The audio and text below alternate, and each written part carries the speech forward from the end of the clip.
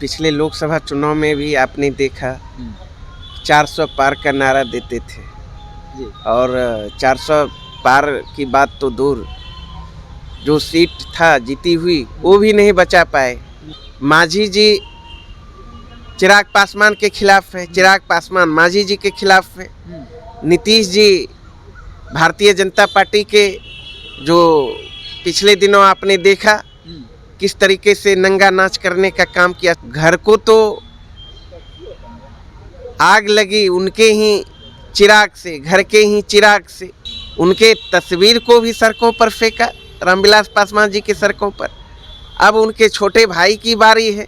तो ये लोग यूज एंड थ्रो की राजनीति करते रहते हैं। आप लोग की तरफ अगर आते हैं पशुपति कुमार पारस तो स्वागत करेंगे आप लोग? आने की क्या बात है, पहले तो वो एनडीए में है और उनको तय करना है ना, देश तोड़क पार्टी के साथ रहना है या फिर जो गांधीवादी के रास्ते चल रहा है इंडिया ब्लॉक, उनके साथ रहना है, ये उनको तय करना है। नमस्कार, स्वागत आपका लाइव बिहार में। आपके साथ है संजीव सिंह। देखिए, अगले साल बिहार में विधानसभा का चुनाव होने वाले हैं और साथ ही साथ आपको बता दें कि इस वक्त भी बिहार के 4 सीटों पर उपचुनाव हो रहे हैं, जिसको लेकर तमाम पार्टियां जो है वो तैयारी कर रही है। बीते दिनों आपने खबर सुना होगा कि मुख्यमंत्री नीतीश कुमार के नेतृत्व में एनडीए की एक बड़ी बैठक हुई थी और इसके बाद अब कहा जा रहा है कि जेपी नड्डा बिहार दौरे पे आ रहे हैं। इसी मुद्दे को लेकर के बातचीत करेंगे। हमारे साथ बात करने के लिए आरजेडी से प्रवक्ता है अरुण यादव जी, सीधे बातचीत करते हैं। क्या कहेंगे? एनडीए का बैठक हुआ, 220 सीट जीतने का लक्ष्य रखा गया है, अब जेपी नड्डा भी आ रहे हैं बिहार दौरे पे। देखिए, लक्ष्य तो वो लोग रखते ही हैं जी।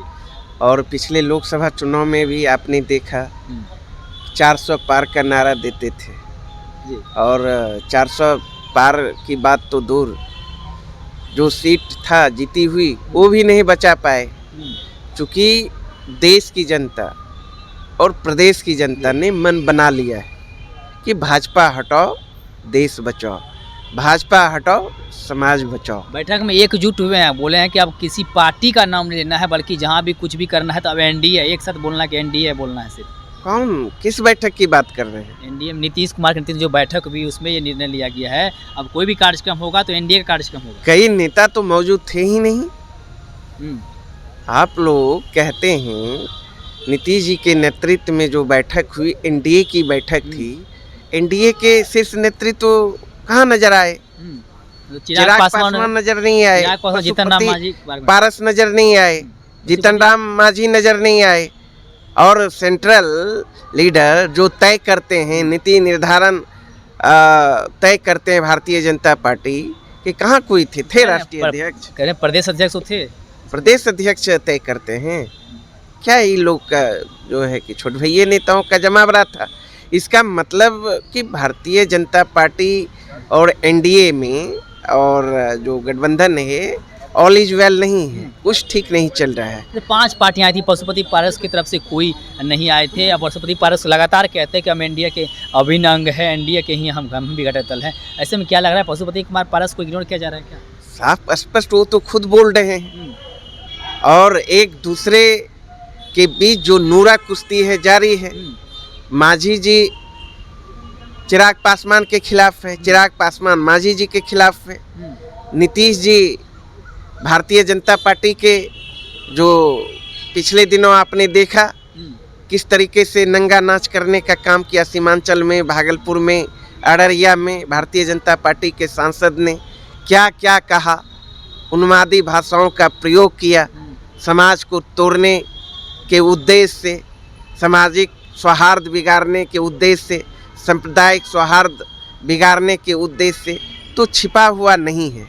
जब पशुपति कुमार पारस को लेकर के एक सवाल रहेगा कि अब 13 नवंबर का तिथि दिया गया, 13 नवंबर से पहले बंगला को खाली करने को कहा गया है, आपको कैसे ये लग रहा है? देखिए, ये सब उनकी अंदर खाने की बात है और एनडीए गठबंधन का मामला है। वो आरोप लगाते हैं कि कोई मंत्री हैं, कोई मंत्री ऐसे हैं जो भारतीय जनता पार्टी तो यूज एंड थ्रो की राजनीति करती है और घर को तो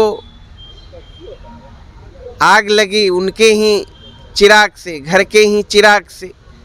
तो समय समय पे आपने नहीं देखा क्या, देश ने देखा कभी रामविलास पासवान जी के नाम से जो बंगला था आवंटन, और जिस बंगले में चिराग पासवान रहा करते थे, तो भारतीय जनता पार्टी ने अपने सुविधा अनुसार उनके तस्वीर को भी सड़कों पर फेंका, रामविलास पासवान जी के सड़कों पर। अब उनके छोटे भाई की बारी है।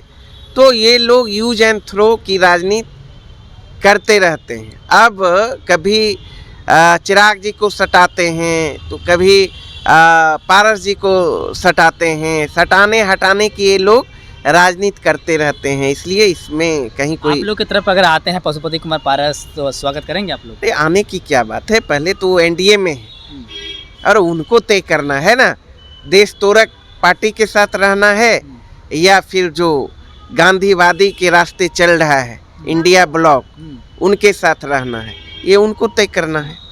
चलिए बहुत बहुत धन्यवाद बातचीत करने के लिए। तो हमारे साथ बातचीत करते हैं आरजेडी से प्रवक्ता है अरुण यादव जी। उन्होंने साफ साफ कहा है कि पशुपति कुमार पारस को पहले ये तय करना है कि वो भारतीय जनता पार्टी के बारे में उन्होंने कहा है कि देश तोड़ने वाली पार्टी के साथ रहना है या हम लोग के साथ रहना है, पहले वो तय करें। अगर वो आते हैं तो स्वागत करते हैं। इस तरह का जो है कहीं ना कहीं अरुण यादव के इशारों में कह दिए हैं कि अगर वो आते हैं तो हम उसका स्वागत करेंगे। और साथ ही साथ हमने चुनाव को लेकर के भी बातचीत किया। जेपी नड्डा बिहार दौरे पर आ रहे हैं, मुख्यमंत्री नीतीश कुमार के नेतृत्व में एनडीए की बैठक भी है। बैठक को लेकर भी हमने बातचीत की, तमाम सवालों का जवाब देते हुए क्या कुछ करते हैं अरुण यादव आप भी सुन लेते हैं। आप अपनी राय प्रतिक्रिया हमें कमेंट बॉक्स में दे सकते हैं। आप देख रहे थे लाइव बिहार। बहुत बहुत धन्यवाद।